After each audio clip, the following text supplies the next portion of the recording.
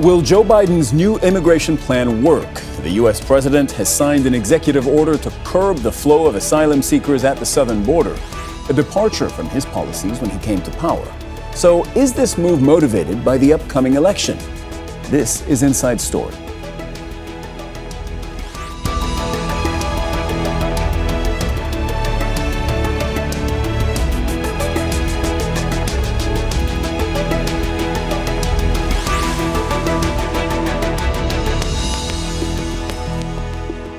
Welcome to the program. I'm Cyril Vanier. It's a plan aimed at limiting the number of asylum seekers allowed to cross the southern border of the United States. Joe Biden said after signing the executive order this week that he was doing what he could to address the border issue. He blamed Republicans for not reaching a bipartisan border security deal in Congress. The U.S. has seen record numbers of asylum seekers at its border with Mexico, and the issue has dominated the campaign ahead of November's presidential election. So we'll be talking more about the politics of handling immigration in the U.S. with our guests. First, though, this report from Ibtisam Genfood. Detained at the southern U.S. border after weeks on the road, as a presidential executive order to clamp down on migration comes into effect. These people could now be deprived the right to seek asylum, deported, or turned back to Mexico. President Joe Biden's order bars entry to new arrivals if more than 2,500 irregular crossings are recorded in a day. This is unfair. It's unfair because how are we supposed to know that they're already over the limit? They can always say that they have already exceeded 2,500 and then everyone has to go back. That's like a trap. U.S. officials said this threshold has already been reached. Large groups of migrants from Venezuela, Cuba, and other countries in Central America brought record numbers to the U.S.-Mexican border last year. In December, more than 10,000 people were crossing into the U.S. every day. That's an all-time high. Biden argues the Republicans pushed him into a corner when they blocked his bipartisan immigration bill. This last move has drawn criticism from Republicans and split the Democrats. This is election year politics. And by the way, we've seen this game before. Apparently the Democrats have one playbook, which is create a crisis, and then a couple of months before the election, do something very mild to address the crisis and say, see, problem solved. The move is a sharp political U-turn for Biden. Upon taking office, he had pledged to end the heavy-handed immigration policies of his predecessor, Donald Trump. The order will likely face legal challenges from rights groups who say providing asylum is part of the nation's international obligations. The United States has been a beacon of hope for those fleeing persecution, violence, and oppression. Today's executive order undermines that legacy. U.S. voters ranked immigration as the top problem the country faces this year, according to the research agency Gallup. Trump wanted to build a wall on the border during his presidency and promised mass deportations if elected again. Come November, those heading to the southern U.S. border won't get a say. Ibtisam Genfood, Al Jazeera, for Inside Story.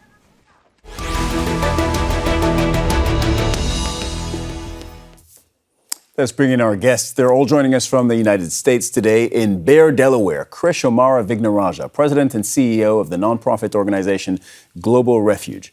In Minneapolis, Amy Koch, a Republican strategist who was also the first female majority leader in Minnesota's state legislature. And also in Washington, Leon Fresco, an immigration attorney and a former deputy assistant attorney in charge of immigration at the Department of Justice during the Obama administration. A warm welcome to all of you.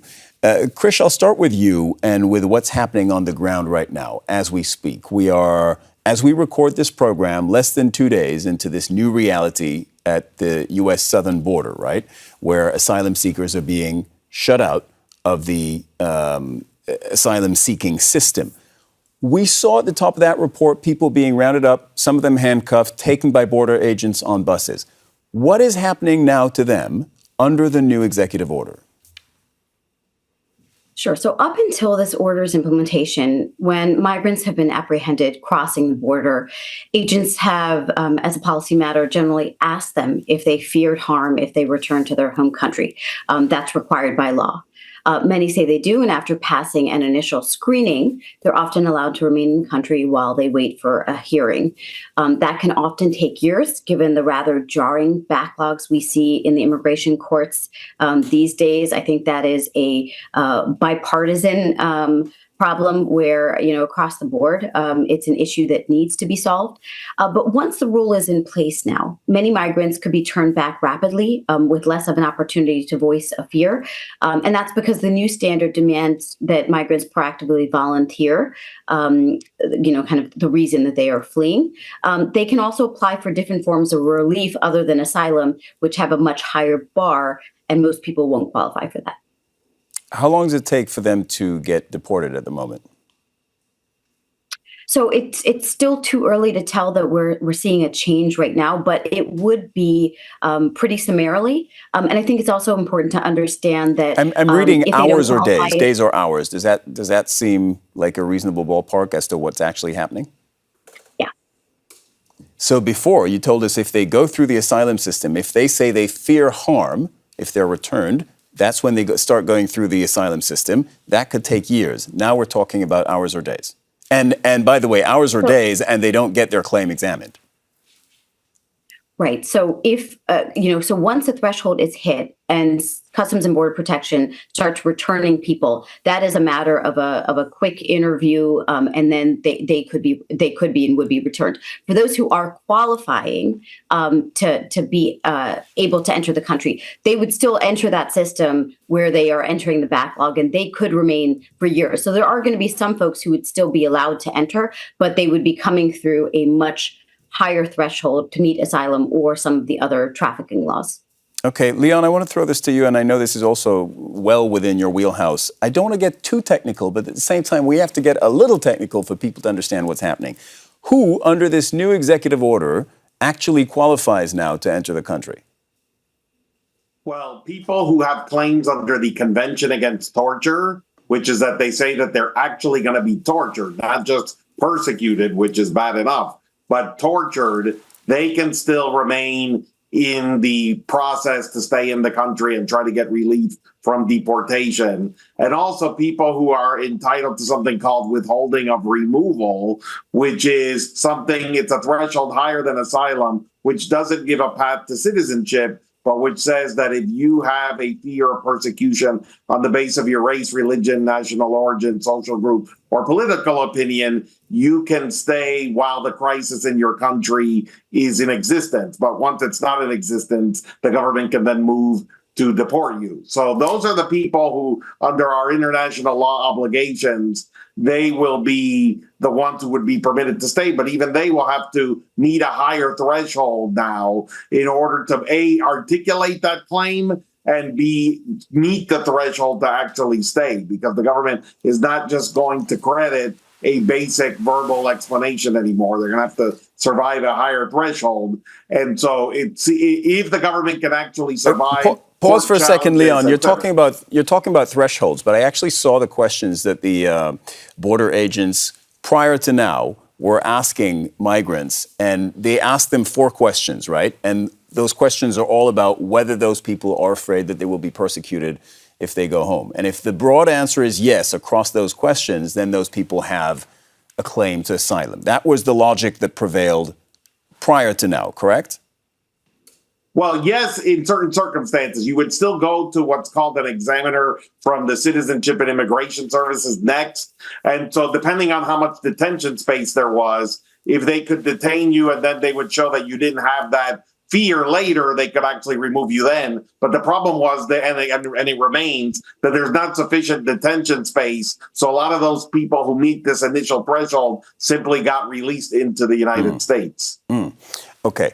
And by the way, if any of our viewers are thinking, oh, wow, this just got all legalistic and complex, the reason we're going through it is, and I wish our viewers could really understand this, is the migrants are going through this. They get to the border, more often than not, they have a very shaky grasp of English, and now all of a sudden they're in this very complex, typically American, I have to say, administrative legal system where you're checking all sorts of boxes. If yes, go there. If no, go there, et cetera, et cetera. So that's their reality. Correct.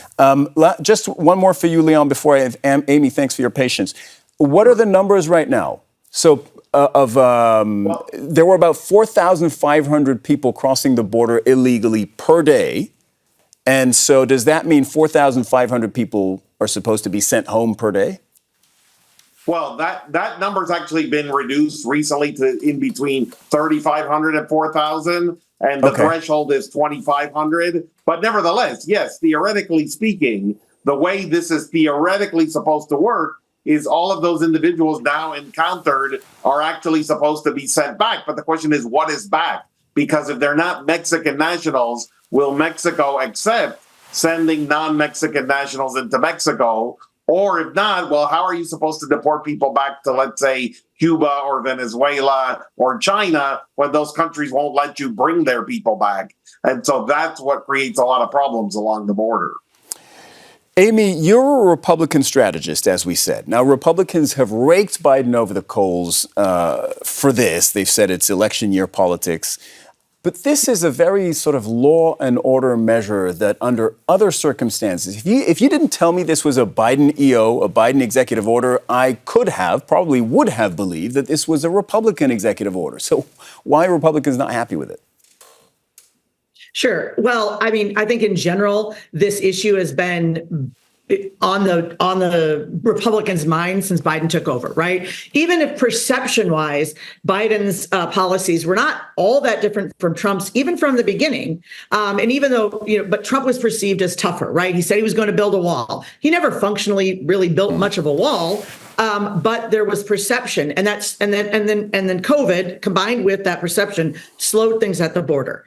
The reality is that since Biden took office in January of 2021, we have by their own definition, they have overwhelmed at the border at 2,500 illegal crossings per month, or per day, I'm sorry. And we have not been below 2,500 since he took office.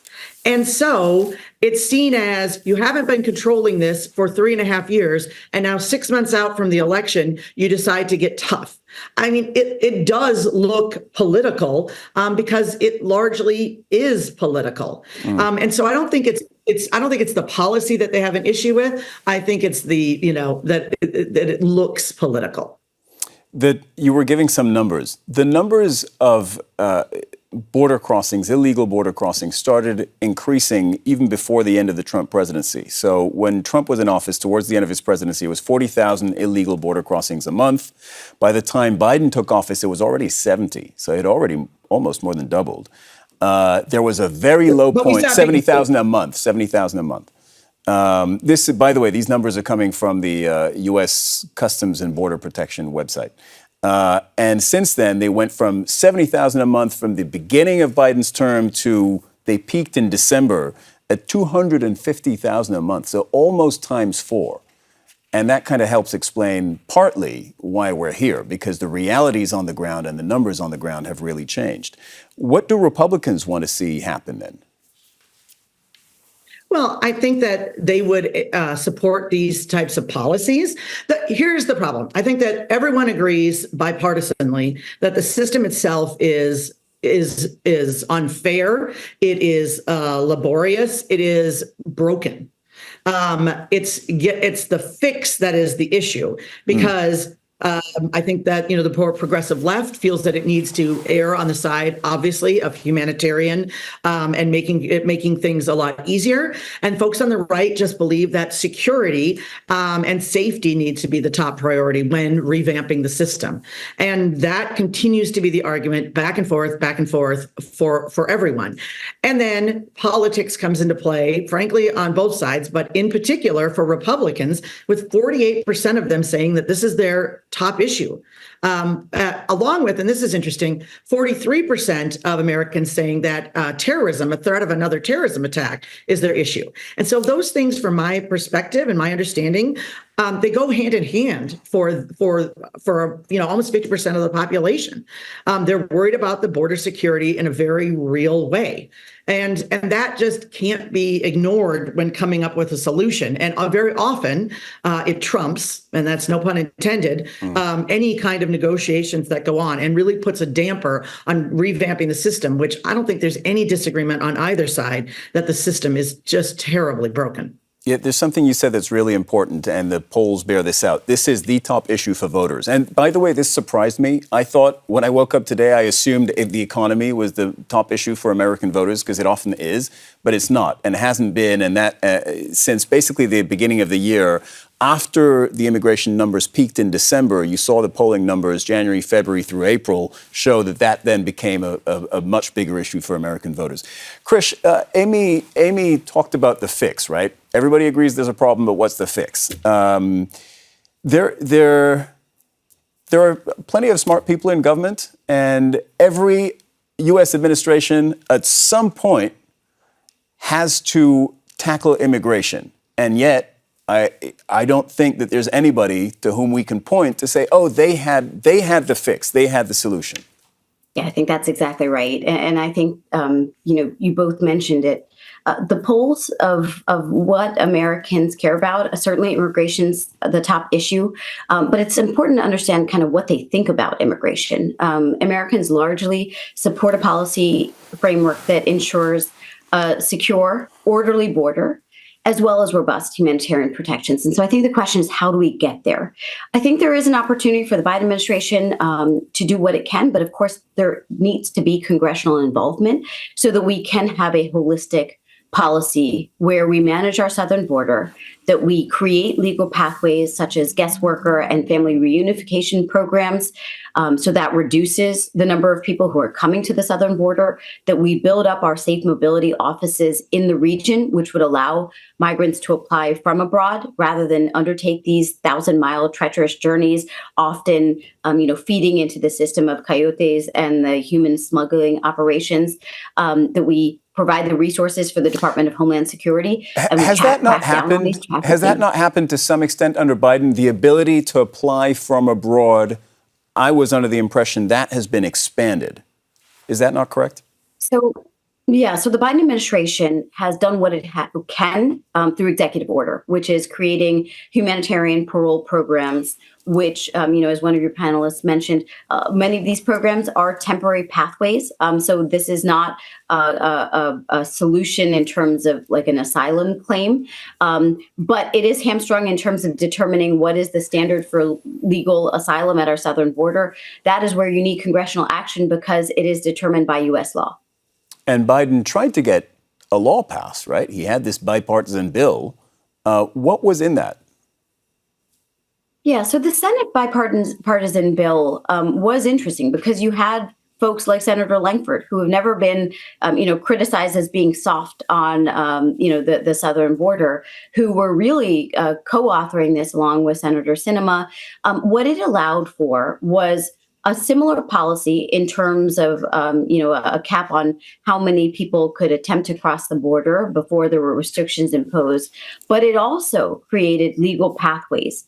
And I think that's where the audience needs to understand that part of why you're seeing such a significant uptick at the southern border is because so many of the other legal pathways that immigrants in the past would have used for family reunification, for economic migration, those pathways are severely restricted, or they're essentially backlogged in a way that they aren't functioning. And so that is in part why you're seeing all of the pressure of people coming to the southern border.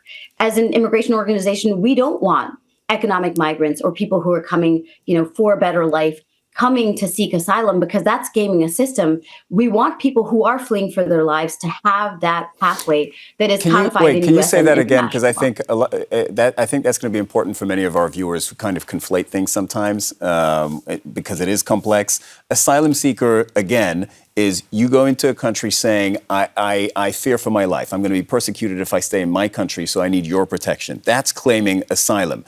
You're saying the other type of migration, which can be economic migration or people who are fleeing even climate change. We're seeing that for people who are leaving their countries in South America, for instance, because they have no crops now. Those are not the ones that you are trying, that a group like yours is trying to protect. So it's a great question, because on climate migration, it is actually a key concern of Global Refuge. The reality is in our lifetimes, we will see people who are fleeing for their lives because their homes have become uninhabitable. So we actually believe that asylum law ought to cover climate migrants who are truly fleeing for their lives. But as you said, for people who are coming for a better life, who are coming for economic reasons, they shouldn't be seeking asylum. They wouldn't be qualified for asylum. And frankly, if we create the economic pathways that recognize that the U.S. has the lowest birth rate since the census has been tracking this issue, we had about 9 million jobs that are unfilled. There is an opportunity for us to have the migration we need to power our economy, but also allow for those who are fleeing for humanitarian reasons to access the asylum system that they can only access once they reach U.S. soil. Okay. Leon, there's a question I've been dying to ask you because you have worked in government. You were on the Senate Judiciary Subcommittee on Immigration. You have drafted immigration legislation, some that passed, some that didn't, I believe. So you're on both ends of that. I'm really curious to find out, how do Republicans and Democrats, when there are no cameras, talk about this issue? Because in front of the cameras, there's a lot of name calling. But behind the cameras, what do they say? Well, I think when you get people of good faith in the room who actually want to achieve something, then people actually work together constructively to try to come up with these bipartisan compromises where they know that there has to be give and take. So on the side of the progressives, you have to give on the concept of not being permissive of border crossings across the border. You have to say, look, that has to come to an end. People have to use pathways that we can predict and show up to appointments and make claims, but not just show up unannounced. And on the right, there's an understanding, hey, we can't have this zero tolerance for any immigration. We have to have places, again, that are predictable, where people can show up and know that there will be a visa available if they meet certain criteria. And that's understood. The problem is, very few people are willing to get into these rooms anymore because the political costs are very, very high.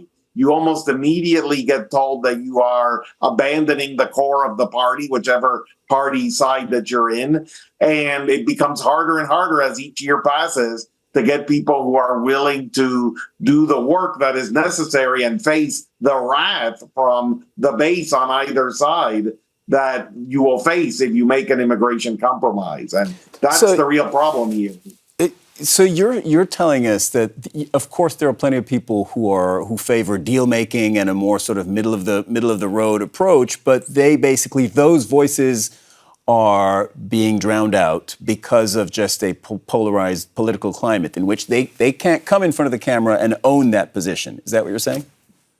Absolutely. If you talk to 90% of the lawmakers in Congress in private, they will say something along the lines of what I've said needs to be the deal. But they can't get in the room because the costs of getting in the room and making an immigration compromise are too high, as opposed to the benefits of just staying out of the room and repeating partisan lines on immigration and just moving forward and doing nothing. And that's unfortunate. Until a crisis requires change, you won't see change because the costs outweigh the benefits of change politically for the people who would be making the changes.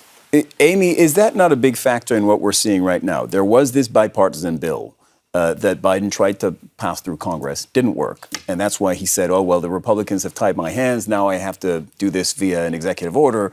The Republicans, my understanding is they could have got on board with this new immigration law until Trump said, no, I don't want it. This is going to hurt me in the campaign. This is going to give a win to Biden and, a minus, and it's going to be in the minus column for me. So I don't want it. And after that, Republicans said, no, we are no longer getting behind this immigration reform.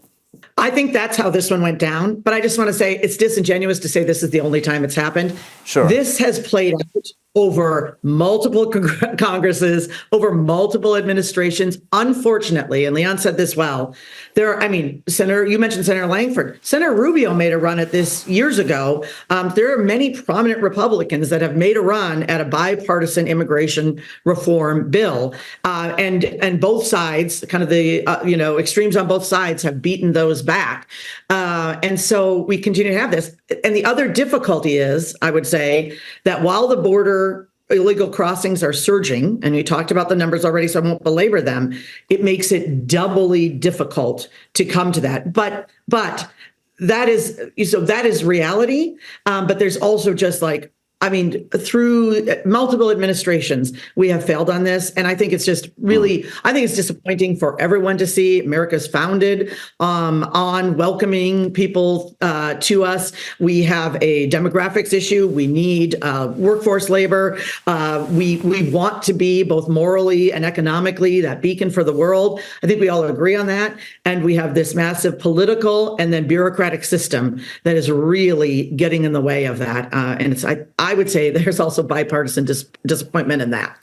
You know, it's so interesting what you said about how America's founded on immigration. It's such a big component of the American identity.